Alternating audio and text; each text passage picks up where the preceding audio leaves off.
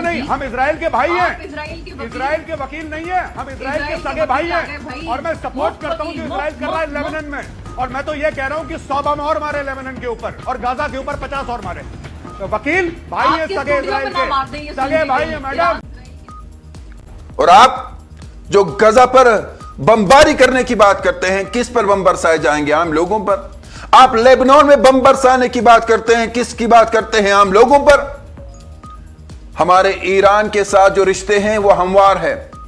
ہمارے ملک نے ایران کا ساتھ ہمیشہ دیا ہے، ہمیشہ دے گا، اور ہمارا ملک ہندوستان ہمیشہ اس بات کی گواہی دیتا رہا ہے کہ ہماری جو پالیسی رہی ہے وہ نیوٹرل رہی ہے. چاہے وہ ایران کا معاملہ ہو، افغانستان کا معاملہ ہو، یوکرین کا معاملہ ہو، وہ روس کا معاملہ ہو، وہ گلف کنٹریز کا معاملہ ہو. اور آپ جیسے لوگ اس طرح کے بیان دے کر پھر ایران کی ایمبیسی اس طرح کے بیان کو ایکس پر سابقہ ٹویٹ پر ڈال کر ہمارے ملک کا نام آپ خراب کر رہے ہیں. میجر گورو آریہ، میں شری نگر کے اسٹیڈیو سے آپ سے یہ بات ضرور کہنا چاہوں گا. آپ اسرائیل کو اپنا بھائی کہے، اس میں کچھ غلط نہیں ہے. آپ کہیے، آپ کا حق ہے، وہ آپ کے بھائی ہو سکتے ہیں. لیکن آپ جب یہ کہتے ہیں کہ غزہ پہ بمباری ہونی چاہیے، یہ آپ کی سوچ بتاتی ہے کہ آپ کی سوچ کتنی خطرناک ہے.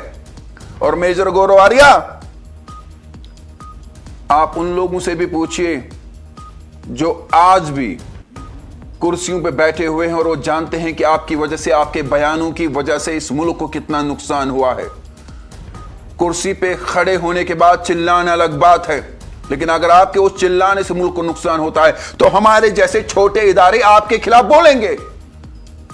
ہم بولیں گے جو میرے ملک میں بیٹھ کر خود کو سب سے بڑے ہندوستانی کہتے ہیں اور پھر اس طرح کے بیان دیتے ہیں جس سے ملک کو نقصان ہوتا ہے.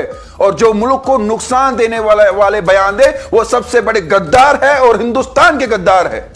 اور ایسے غداروں کی جانچ ہونی چاہیے. کیا یہ بیانات یہ کسی کے کہنے پہ تو نہیں دیتے؟ کیا یہ بیانات غیر ملکی پروپیگنڈے کو پروموٹ یا اس کو فائدہ پہنچانے کے لیے تو نہیں کیا جاتا؟ ان کے اثاثے چیک کیے جائے، ان کی پراپرٹیز چیک کیے جائے. اس ملک نے کافی نقصان اٹھایا ہے، ابھی ملک نقصان نہیں اٹھائے گا.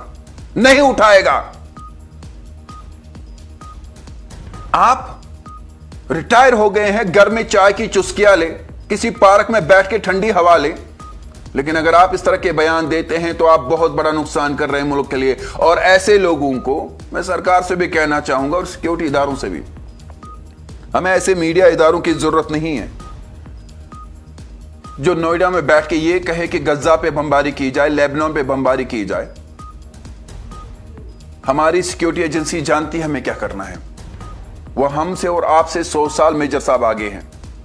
اور آپ جیسے ریٹائر لوگوں کی ضرورت ہمیں نہیں ہے. جب ہوگی تو جنگ میں آپ کو بلایا جائے گا. لیکن یہ متنازعات بیانات دینے سے پہلے آپ 100 بار سوچیں آپ کیا کہہ رہے ہو.